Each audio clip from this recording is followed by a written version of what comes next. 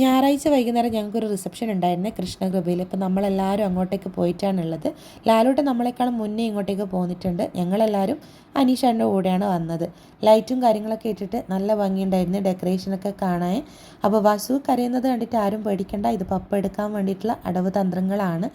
അപ്പോൾ ഞങ്ങളിത് അവിടെ അവിടെ എത്തിയപ്പോൾ ഒരുപാട് പേര് അറിയുന്നവരൊക്കെ ഉണ്ട് കേട്ടോ.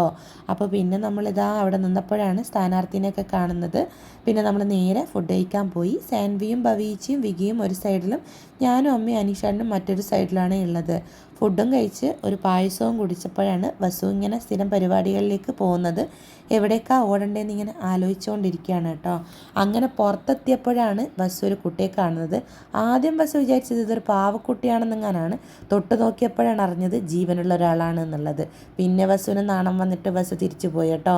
പിന്നെ നമ്മൾ ഓരോരുത്തരും ഓരോ ടേസ്റ്റുള്ള ചായ പറഞ്ഞ് അതൊക്കെ വെച്ചിട്ട് ഓരോ ഫോട്ടോസൊക്കെ എടുത്ത് ചിയേഴ്സൊക്കെ പറഞ്ഞിട്ട് അതങ്ങോട്ട് കുടിച്ചുകൊണ്ടിരിക്കുമ്പോഴാണ് സ്റ്റേജിൽ നല്ലൊരു ഡാൻസ് കണ്ടത്. വേഗം അങ്ങോട്ടേക്ക് ഓടി ആ ഡാൻസും കണ്ട് അവിടുന്ന് മെല്ലെ ഇങ്ങോട്ടേക്ക് പോന്നേ.